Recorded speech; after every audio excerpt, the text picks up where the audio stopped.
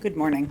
For those of you who are visiting, I'm Lenore Askew, and I have the opportunity to share some thoughts with you this morning. There's an organization in the UUA, the Unitarian Universalist Association, called the Church of the Larger Fellowship, and they publish sermons once a month, and actually they do a lot of things for people who cannot find a UU church nearby. There are only 1,000 of us in the United States, so some people live rather far from a place to have a community, and this is an online community. So I always look to them for some words of inspiration. They usually say it better than I do, but I agree with them. Usually I do. And poor Hope, I must confess this week, I had 3 different ideas, so in one day she had 3 different sermons to put into the program. But this is the one I decided upon. It's not going to say anything absolutely new or that you haven't heard before, but it might make you think of things in a different way. I certainly hope so. It was written for January 11th, so January 2011. So it's a little bit predating the troubles that we are enmeshed in right now. But it seems that he really did have some ideas about predicting it. And what I appreciated most of all was his way of suggesting that we deal with it. Those of you who have training in psychology may already be familiar with some of these, but it doesn't hurt us all to be able to step back. Apple Eyes, written by Scott Tayler, who is the co-senior minister of the First Unitarian Church, Rochester, New York. I suppose, given the state of the economy and the global mood of anxiety, that it isn't too surprising that recent essays about the new year lack the themes of big possibilities and hope that used to be standard fare for the season. For instance, Mark Shields, one of my favorite and usually upbeat news commentators, recently built his news reflections around the fact that in order for the economy to get back where it was before our recent recession, we will need to create 200,000 jobs every month for the next 7 years. Remember, this was in 2011. He went on to stress that this is far more than anything we were able to do during the so-called boom years of the Clinton administration. Needless to say, the interview didn't leave one ringing with hope. Another social commentator framed things this way. The last decade was tough, she said, but it's hard to truthfully talk about the next decade getting any better. Forget climbing up that management ladder in our later years. We're into a time when success will be about just staying on the ladder. The other predictions were just as rosy. Global competition from rising economic powers like China and India is putting downward pressure on not only the blue-collar, but also the white-collar American salaries as well. Climate change is bringing in natural disaster, mass migration, and thus possible internal conflict. And of course, we're certainly seeing that now. Use of food stamps is at an all-time high. It adds up to, as one essayist in The New Yorker put it, a new era of limits.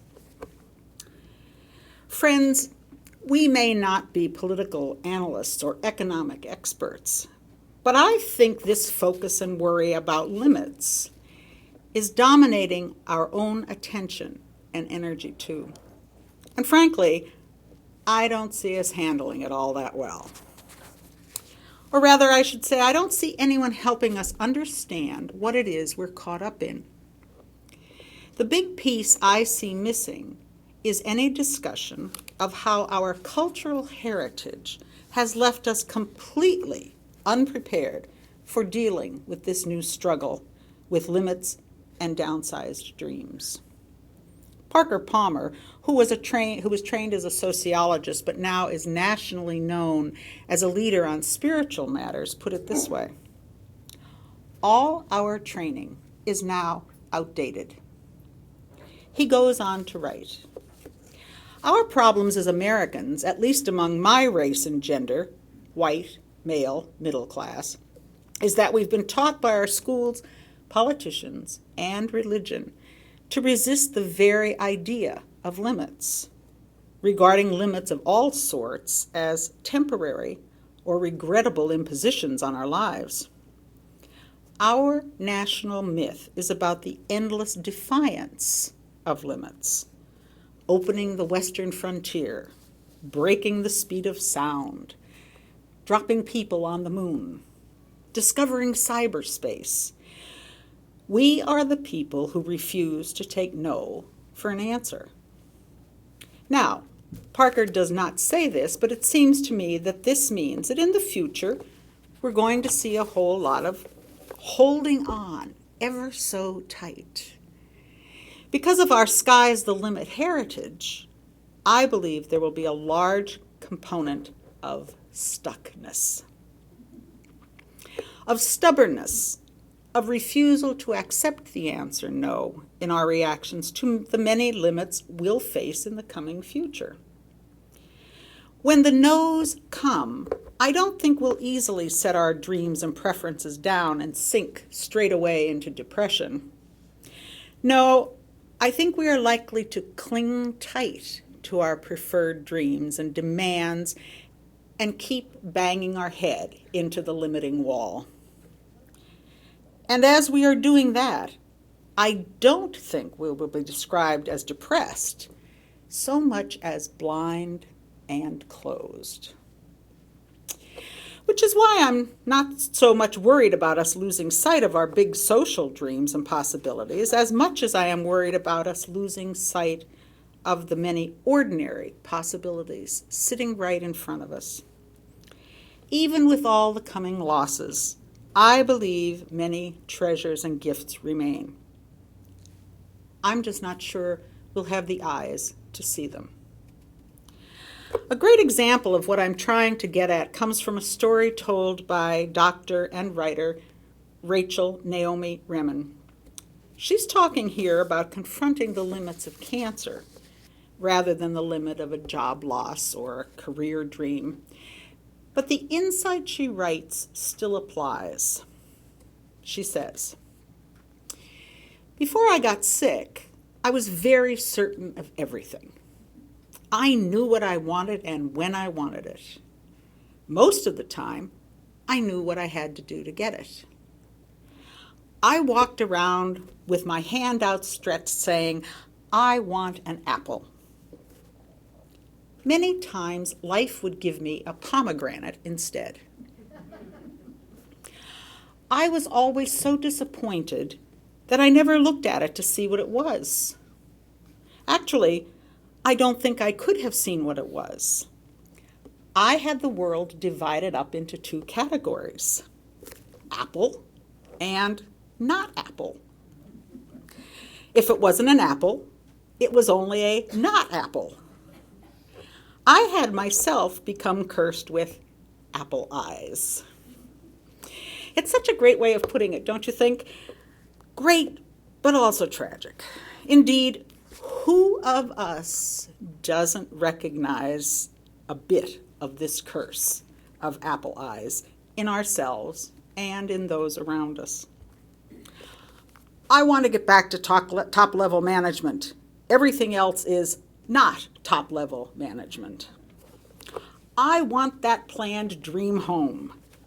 Everything else is not our planned dream home. I want to be able to afford our child's first choice college. Everything else is just not being able to afford our child's first choice college. More and more, we all have our apple eyes. Privileged or not, middle class or working class, young, old, all of us. Apple eyes that divide the world into exactly what we wanted and planned for on the one hand, and total failure and depletion on the other. And yet, here's the thing.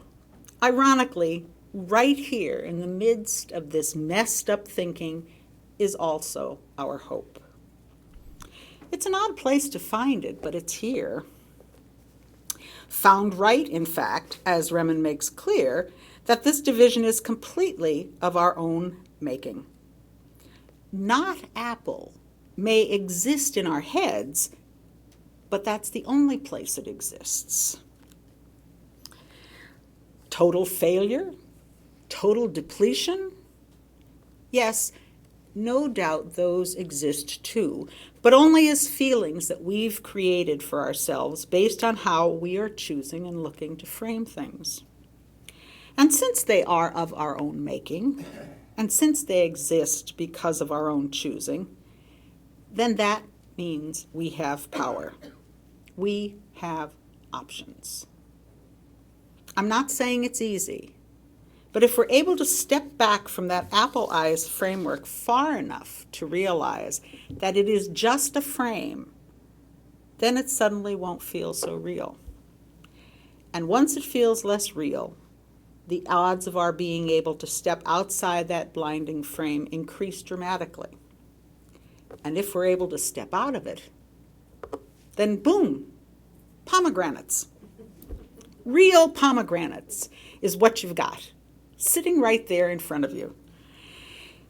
In looking for the solution, two phrases ring through my head.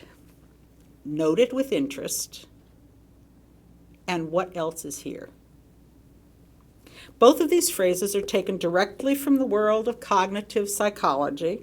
Both of them are great tools for us to take home with us today. And here's how they work. The next time you feel yourself hooked by apple eyes, the next time you feel yourself caught in anger, hurt, or pain over the fact that life is saying no to what you wanted or that you hoped for, work as hard as you can to take a deep breath. And instead of reacting, simply note with interest what's happening to you. It sounds so simple and it's so tricky. It almost sounds silly, but it works. Oh, look at this, you'll say to yourself. I'm standing here with the thing I've longed for and planned on, and my head and heart are telling me that life is empty and it's all ruined. I'm sorry, it should be, I'm standing here without the thing I've longed for and planned for, and my head and heart are telling me that life is empty and it's all ruined. Isn't that interesting?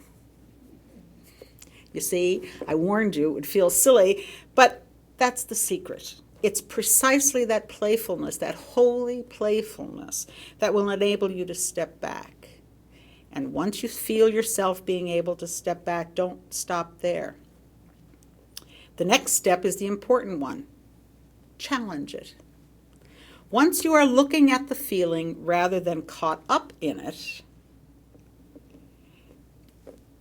we can ask ourselves to, again, the next step is the important one. Challenge it. Once you're looking at the feeling rather than caught up in it, challenge it again. Take a deep breath and simply ask yourself, is this true? Is it true that it's all empty? Is it true that it's all ruined? And to get at that best, you simply ask yourself over and over again, what else is here? What else is here? What else is here? Now, I know a minute ago I said I took this from the world of cognitive psychology, but I believe with all my heart this question of what else is here is quintessentially Unitarian Universalist. We are a people who have faith in the fullness of life. From the start, we've declared that the idea of a fallen world is bunk. We've declared that grace and gifts don't come to life by confessing or believing the right things. We believe that grace and gifts and fullness of life come right along with life. And so when you ask, what else is here? You will most assuredly get a positive answer. No, it won't be the apple. But it will be something. Something that will save you. Something that will pull you back to joy, back to gratitude, back to the possibility that was sitting right in front of you all along. And to get at the feeling of that, I can't think of a better story to end on than this story from UU psychologist and writer Mary Pfeiffer.